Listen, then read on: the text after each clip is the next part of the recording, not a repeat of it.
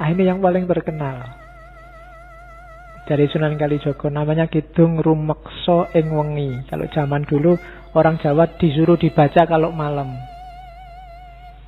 Bahasa fenomenologi agama ini sejenis mantra. Bahasa kita namanya doa.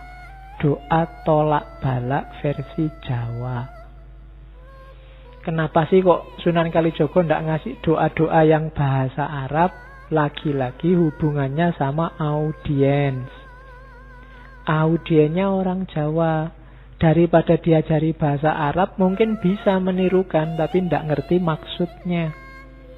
Sementara doa itu kan meminta sesuatu. Minta sesuatu ya harusnya kita paham yang diminta apa.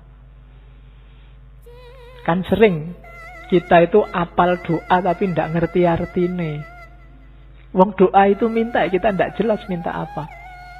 Kadang-kadang doa kita apalan, sambil berdoa, sambil tangannya wil-wil, sambil apa, sambil ndak jelas. Loh itu Allah yang dimintai lah, ya bingung, kamu itu minta apa? Maka Sunan Kalijaga ngasih versi Jawanya, namanya Kidung Rumeksa ing Wengi. Agak panjang, cuma saya potong bagian awal sama bagian akhir. Nama-nama nabi dan sahabat yang disebut oleh Sunan Kalijaga dengan kualifikasinya masing-masing. Ini silahkan nanti, menurut saya kidung ini bisa kamu bikin tesis atau bahkan disertasi. Coba perhatikan itu ya, kita lihat sebentar. Otakku adalah sis, Nabi Sis. Bayangkan hubungannya apa Nabi Sis sama otak. Nabi Sis ini dikenal sebagai mbahnya tradisi yang oleh Syed Hussein Nasr disebut Saintia Sakra, manusia ilmu sakral. Sis dikenal sebagai manusia bijaksana yang pertama. Nabi Sis ini anaknya Nabi Adam yang keenam. Nabi Sis ini lahir sendirian. Nabi Adam itu anak pertama, kedua, ketiga, keempat, kelima itu kembar. Nabi Sis tok yang sendirian. Setelah itu yang ketujuh dan seterusnya kembar lagi. Itu Nabi Sis. Nanti di dalam Khazanah Jawa, Nabi Sis ini diceritakan beliaulah yang melahirkan orang-orang utama yang oleh tradisi kuno dikenal karena pinter, bapaknya pinter, anak-anaknya juga pinter, dikenal sebagai dewa-dewa. Itu Nabi Sis. Terus pangucapku ya Musa. Kalau ini masuk akal. Musa kan dikenal sebagai kalimullah, teman ngobrolnya Allah. Maka kata-kataku ini kayak Musa. Nafasku Nabi Isa. Ini masuk akal juga kan. Nabi Isa itu ruhullah. Tidak, Maryam melahirkan Isa tidak pakai suami, jadi langsung ruh Allah ditiupkan. Maka Nabi Isa dikenal sebagai ruhullah. Nabi Yakub pamirsaning wang. Nabi Yakub pendengar, Nabi Daud jadi suara. Kalau Nabi Daud jelas dikenal suaranya indah. Kalau Nabi Yakub itu orang yang pada akhirnya nanti diceritakan buta tapi waskito. Meskipun diceritain oleh anak-anaknya bahwa Nabi Yusuf begini begitu dimakan oleh serigala macam-macam, tapi beliau waskito. Andalannya pendengarannya karena selalu nyambung dengan Allah, selalu mendengarkan. Kalau bahasa Jawanya sasmito gaib. Nabi Ibrahim nyawaku. Ini hubungannya sama Nabi Ibrahim itu nyawanya kayak rangkap, sudah dibakar seperti itu tapi masih bisa hidup lagi. Punya vitalitas hidup yang luar biasa, semangatnya mencari kebenaran luar biasa. Maka Nabi Ibrahim nyawaku. Nabi Sulaiman, bukan, tulisannya memang Sulaiman ya. Ya. Jadi Sulaiman disebutnya Sulaiman.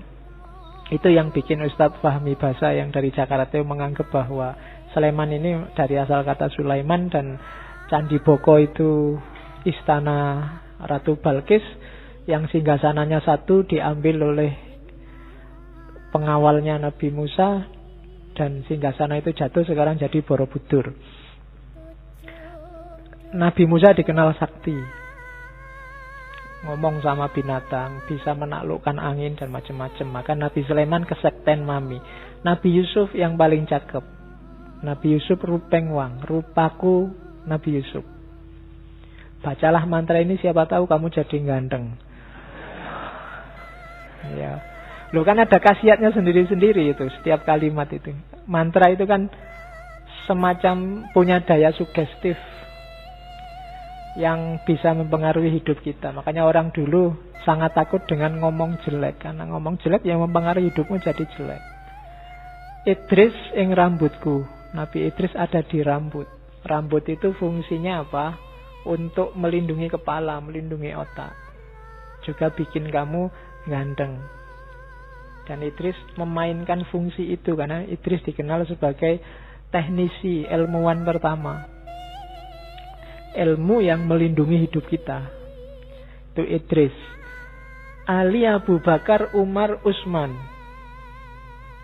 Ali kulitnya, Abu Bakar darahnya, Umar dagingnya, Utsman tulangnya. Teladanilah dari 4 khalifah ini dengan karakternya masing-masing dalam hidupmu. Seraplah etos religius keberagamaan mereka. Ali di kulit, Abu Bakar di darah, Umar di daging, dan Utsman di tulang. Sumsumnya Fatimah, Siti Aminah, Bayuning Angga. Ini semacam ngomong jasmaniyah sama rohaniyah. Sumsum itu kan semacam pendukung hidup, dayanya. Itu mirip kayak Fatimah. Dan jasmaniyah, Ibunda Aminah itu jasmaniyahnya lah yang mendukung rohani. Beliaulah yang jadi pelantaran lahirnya Nabi Muhammad.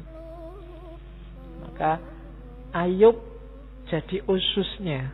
Nabi Ayub itu ususnya dawa kalau bahasa Jawanya. Tangguh sekali. Dapat cobaan seberat itu masih bisa ngatasi. Maka Ayub ing ususku. Nabi Nuh ing jantungku. Nabi yang 900 tahun lebih dakwah dan tidak putus asa. Sampai dikenain bencana banjir luar biasa. Punya daya hidup yang luar biasa. Maka Nabi Nuh ada di jantungku. Nabi Yunus adalah ototku.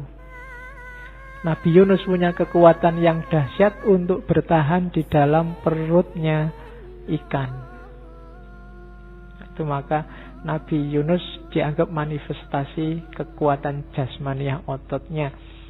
Terus mataku Muhammad Nabi yang ngerti mana benar mana salah. Itu pedoman kita hanya Nabi Muhammad. Pamuluku Rasul. Ini agak dibedakan ya, Muhammad sama Rasul. Muhammad sebagai manusia dan Muhammad sebagai Rasul. Kalau sebagai Rasul, levelnya lebih tinggi dari manusia. Mereka yang bisa komunikasi langsung dengan Allah. Makanya Muhammad Rasulku, dan semuanya itu di bawah naungan Adam dan Hawa. Sumbernya manusia semua dari sana. Dan kalimat terakhirnya, sampun pepak sak katai para nabi dadiya sarira tunggal. Hidup kita, seraplah semua energi, semua kekuatan dari para nabi, para sahabat tadi, sehingga utuh dadiya sarira tunggal. Teladani mereka semua secara fisik, dan semangat energinya masukkan ke rohanimu. Utekmu Sis, kata-katamu Musa, rohmu Isa, pendengaranmu Yakub, suaramu Daud, nyawamu Ibrahim, dan seterusnya. Itu kalimat-kalimat dari Kidung Rumeksa ing Wengi. Saya tidak tahu kalau kalian baca ini ampuh apa enggak, karena kalian pinter. Orang pinter itu biasanya gampang ragu-ragu, dan orang ragu-ragu itu tidak ampuh. Ya, susah. Kenapa orang biasa-biasa lebih gampang sakti? Karena mereka yakin.